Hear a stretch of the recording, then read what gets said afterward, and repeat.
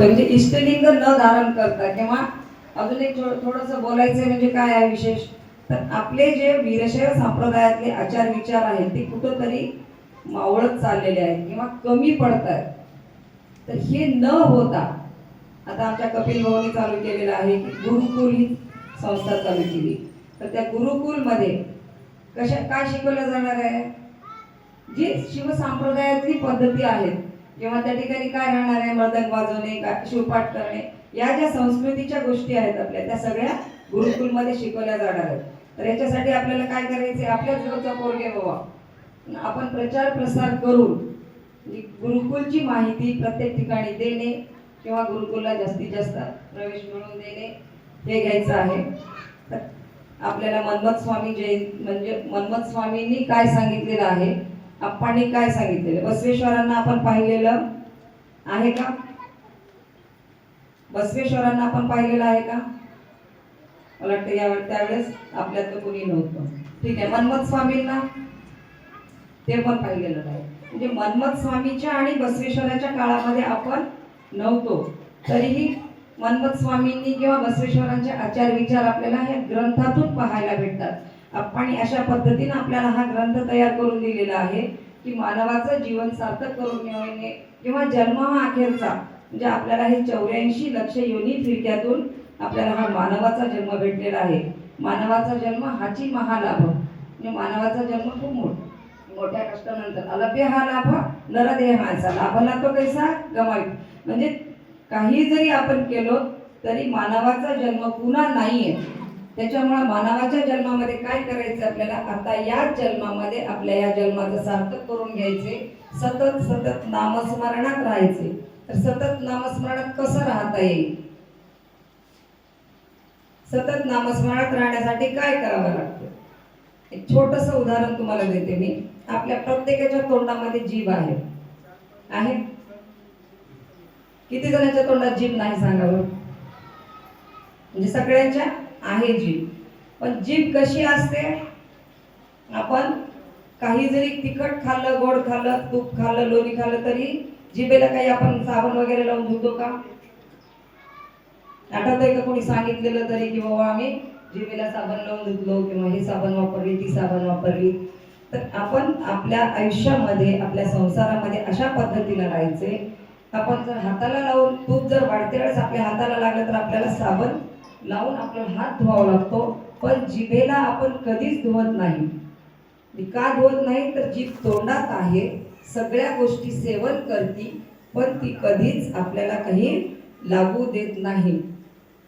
बरोबर आहे का मावशी, कारण जिभेला कधीच काही लागलं बाबा चला आपल्याला जिभेला धुवायचंय वेगळं, आपण हात धुतो साबण लावून, बरोबर आहे, हँडवॉश करून आपण हात धुतो, पण जिभेला आपण कधी धुवत नाही. म्हणजे ती जीभ कशी आहे, तर तोंडात आहे, सगळ्या वस्तू सेवन करती पण अलिप्त आहे. त्या पद्धतीने आपण आयुष्य जगायचं आहे, संसार करायचा आहे.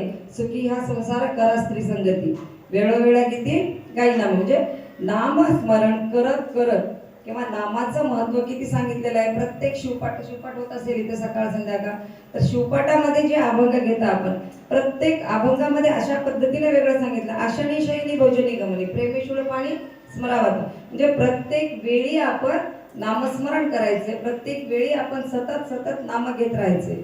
कशा पद्धतीने नाम घ्यायचे आपल्याला, आपल्याला 2 म्हण असतात, ते आपण ऐकून आहोत किंवा आपण जाणतो सुद्धा. कशा पद्धतीने जाणतो आपण, आता आपण इथं बसलेले आहोत, पण आपण मनाने कुठंतरी पटकन घरी जाऊन येतो किंवा कोणीतरी दिसलं की ते आठवतंय आपल्याला की बाबा त्यांनी आता आले किंवा काहीतरी दुसरं आठवतंय. तर असा प्रकार न घडता तर दोन्ही मनाने आपण नामस्मरण सतत, किंवा वर सुद्धा आपण एका मनाने काम करतोय, काम केल्याशिवाय बायकांना जमणार नाही, काम करत आहोत, करते वेळेस सुद्धा आपण नामस्मरण सतत चालू ठेवायचे. एका मुखाने आपलं नामस्मरण चालू ठेवायचे आणि दुसऱ्या मुखाने आपण सतत काम करत राहायचे, म्हणजे नामस्मरण सोडायचं नाही.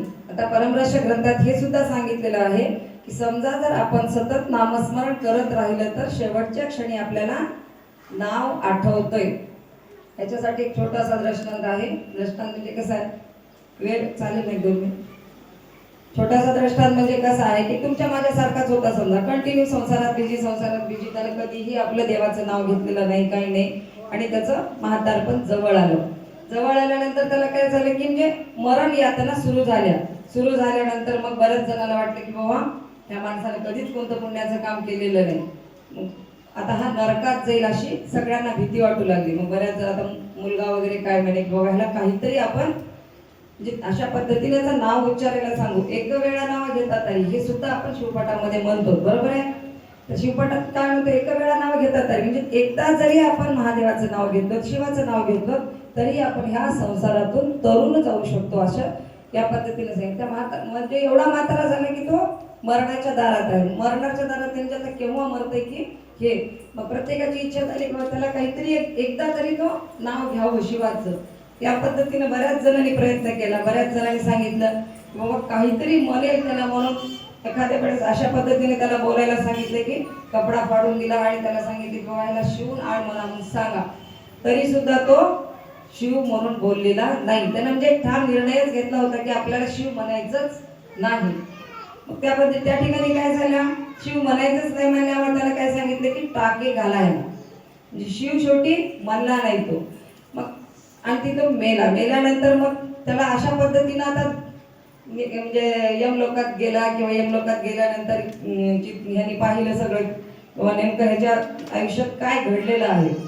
मग महादेवाजवळ गेल्यानंतर म्हणजे एक दोन देव झाल्यानंतर शेवटी महादेवाजवळ जावं लागते. महादेवाजवळ गेल्यानंतर महादेवाने विचारलं महादेव हा का घेऊन आलं, का घेऊन आल्यानंतर याला सांगितले की बाबा हे काहीही केलेलं नाहीये, कधीच शिवाचं नाव घेतलेलं नाही, काही केलेलं नाही, तर ह्याला आता काय शिक्षा कुठं द्यायची, किंवा ह्याला स्वर्गात टाकायचं की नरकात टाकायचं, हा सुद्धा विचार सगळ्यांच्या समोर उभा राहिल्यानंतर मग त्याला काय करू लागला की त्यानं सगळं तर, कारण मेल्यानंतर आपल्याला इथलं काही दिसत नाही, वरचं दिसते असं म्हणतात, ग्रंथात सुद्धा आहे.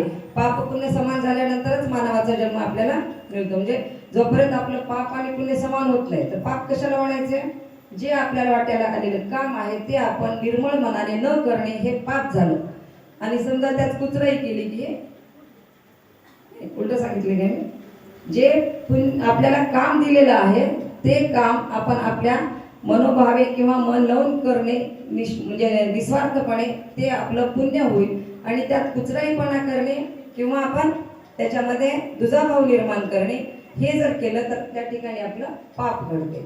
म्हणजे हे जे साठवण समान होईल त्यावेळेस आपल्याला, आता सध्या काय करतो की भरपूर ठिकाणी म्हणजे सध्या तर देव एवढे चालू आहे, कुठं पदयात्रेतही माणूस मावना, कोणत्या मंदिरात मावना, पशुपतीनाथाचे व्रत एवढे व्रत झालेत, किंवा म्हणजे शिवाय नमस्तुभ्यम असं म्हणत भरपूर लोक भरपूर ठिकाणी भरपूर म्हणजे मंदिरातही लोक मावणं चाललेत, आणि कोणत्या शिवकथेलाही मावत नाही. तर हे जे करतोय आपण, हे करते वेळेस आपण पुण्य करतोय का. एखाद्याला चलता रेणुकाचार्याचा जन्म कसा झालेला आहे, महादेवाने त्यांना सांगितलं की पृथ्वीवर अवतार घ्यायचा. अवतार घेतल्याबरोबर त्यांना वाटलं, महादेवाला रेणुकाचार्यांना वाटलं की मलाच बोलवलं, म्हणून त्यांनी उठून जाते वेळेस त्यांच्याकडून पाय दुसऱ्याला लागला.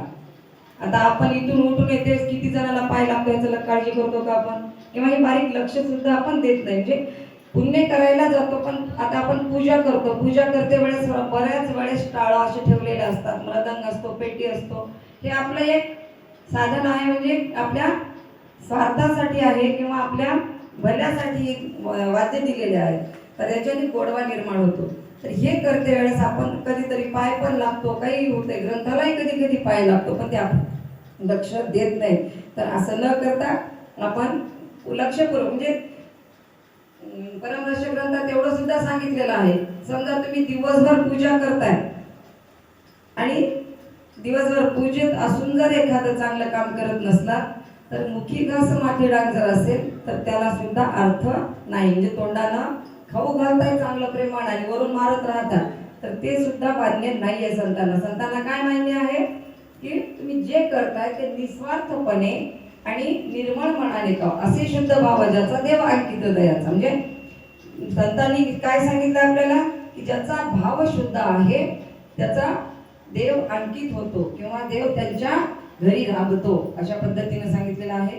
मला वाटते गावात लग्न पण आहे आणि पारायण समाप्ती झालेली आहे, थोडासा वेळ झाला, त्याबद्दल सर्व सद्भक्तांच्या चरणी माहेश्वर मूर्ती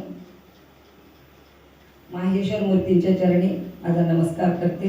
मी वाढत चाललेल्या प्रवचन रूपी सेवेला मी इथेच पूर्णविराम देते. संत शिरोमणी